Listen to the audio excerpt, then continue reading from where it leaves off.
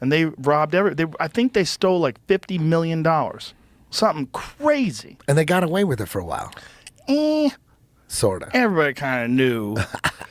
What if I told you there was a bank robbery so strange the government is still keeping it a secret, and the people who pulled it off weren't career criminals, but a photographer, a car salesman, and a 64-year-old shopkeeper? This isn't a movie. This isn't fiction. This is the Baker Street heist of 1971, and the truth is stranger than anything Hollywood could invent. In 1971, London was a city of contradictions. The swinging 60s had faded, but the energy remained.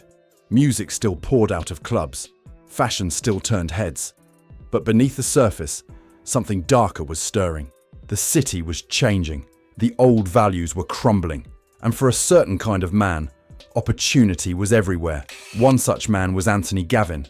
He was 38 years old, a photographer from North London, and he had a taste for crime that he'd never quite been able to shake. But Gavin wasn't a thug. He wasn't the kind of man who'd walk into a bank with a gun and demand cash. He was smarter than that. He was a planner, a dreamer, a man who believed that if you thought about something long enough, you could find a way to make it work. And one day, Gavin had an idea. He was reading a Sherlock Holmes story called The Red-Headed League.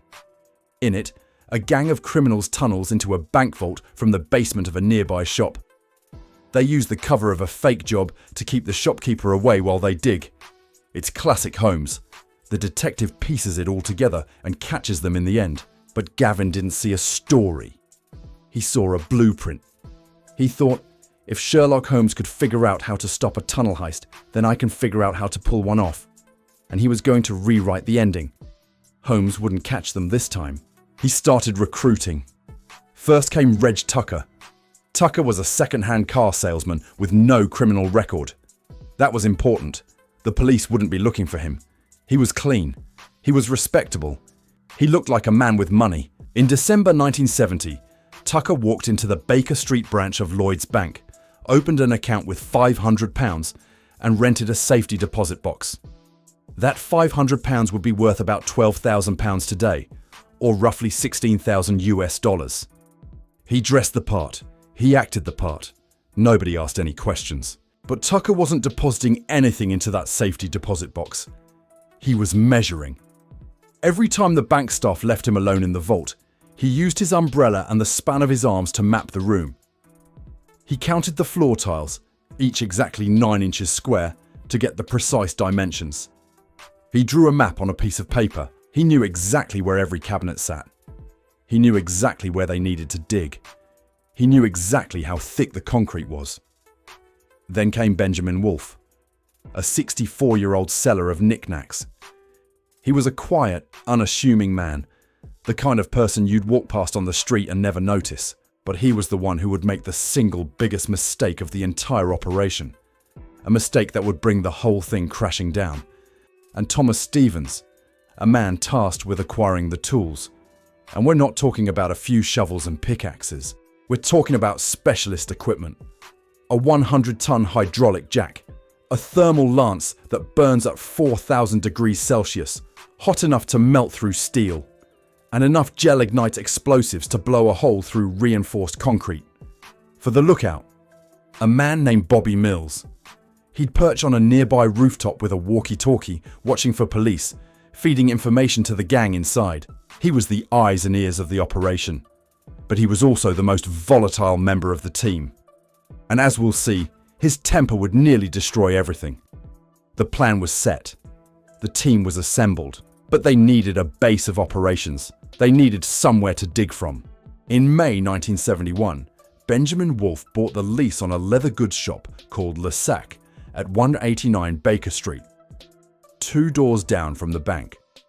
It was a small shop, barely more than a hole in the wall, but it had a basement, and that basement was the same depth as the bank's vault.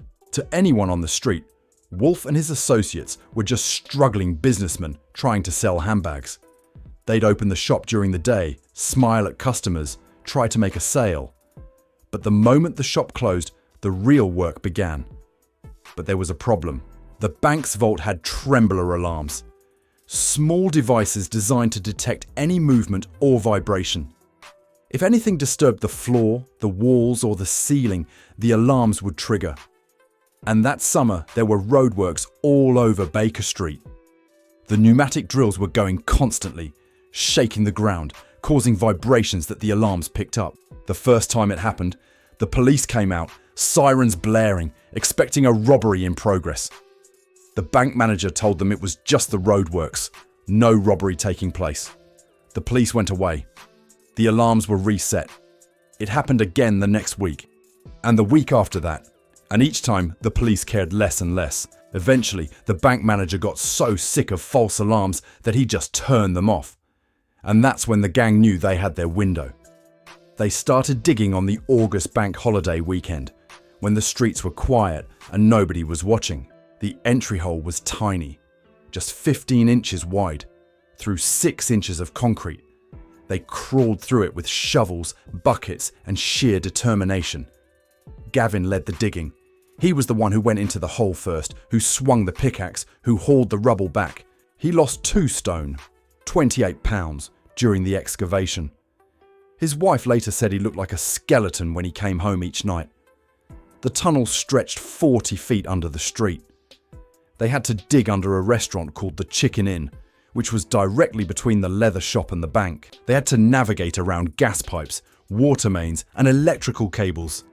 One wrong move, and they could have flooded the tunnel, or blown themselves up. Then they had to dig down, and then back up under the bank. And every bit of rubble, 8 tons of it, had to be hauled back through the tunnel and hidden in the leather shop. They stored it in the basement, in the back room, anywhere they could find space. They even used some of it to build a false wall. They worked only on weekends to avoid being heard. By September 10th, 1971, they were ready. They drilled holes into the underside of the vault floor, packed them with gelignite, rigged the detonators, and on Saturday, they timed the blast to coincide with the traffic outside, so nobody would hear it. It worked. They were inside 268 safety deposit boxes, cash, jewels, gold, and whatever else wealthy Londoners had hidden away over the years. The total value? We still don't know exactly. Estimates range from £1.25 million to £3 million. Let's put that in perspective. £1.25 million in 1971 is worth about £30 million today. That's roughly 40 million US dollars.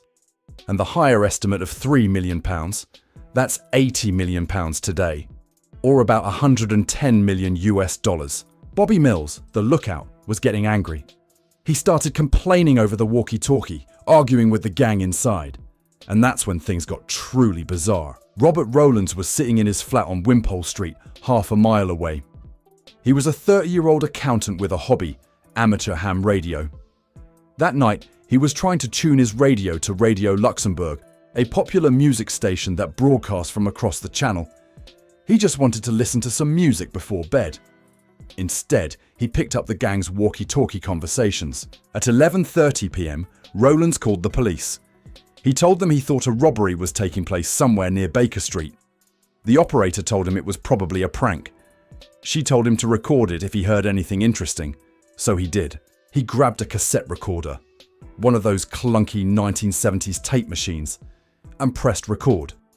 At 2:40 am, Rowlands called Scotland Yard again. This time, they listened. He played them the tape. They sent detectives to his flat to hear it for themselves. They realised a robbery was happening, somewhere in the area, but they didn't know exactly where. They searched 750 banks within an 8-mile radius of Rowlands' flat. They searched Baker Street. They went inside the Lloyd's branch. They checked the vault door. It was locked. They were told the strong room was intact. They didn't check the floor. They were standing on the other side of the vault door while the gang was inside, quietly emptying 268 safety deposit boxes. The gang made their escape through the tunnel, crawled back through the leather shop, and disappeared into the night. They left behind 8 tons of rubble and a parting message spray-painted on the vault wall. Let Sherlock Holmes try to solve this. But Sherlock Holmes was never going to solve this case. The solution was much more mundane and much more embarrassing for the gang. Benjamin Wolfe, the 64-year-old who bought the lease on the leather shop signed the lease in his own name. He used his real address, his real bank details, his real everything. When police connected the dots, a leather shop 2 doors from a bank vault, a tunnel, 8 tons of rubble, they had their man. They traced the lease to Wolf, and Wolf led them to everyone else. By the end of October 1971, police arrested Wolf, Gavin, Tucker, and Stevens. Gavin, the mastermind, got 12 years.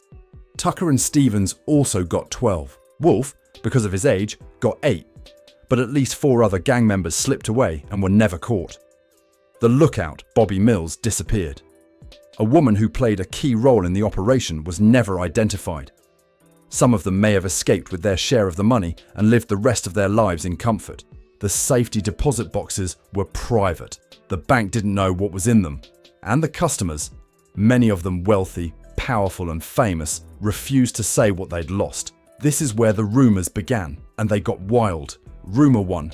The government issued a D-notice, a gagging order, to stop the press from reporting the robbery. The truth, the robbery was widely reported. But the details of the investigation? Those were buried. 800 pages of documents relating to the case are sealed at the National Archives until January 2071. That's right, 100 years after the robbery. But the fact that the government sealed 800 pages of files for 100 years, for what looks like a simple bank robbery, suggests there's something they really don't want us to know. The Baker Street heist became the inspiration for the 2008 movie The Bank Job, starring Jason Statham. But even that movie couldn't capture the sheer weirdness of the truth, and we won't know what was in those safety deposit boxes until 2071, if then.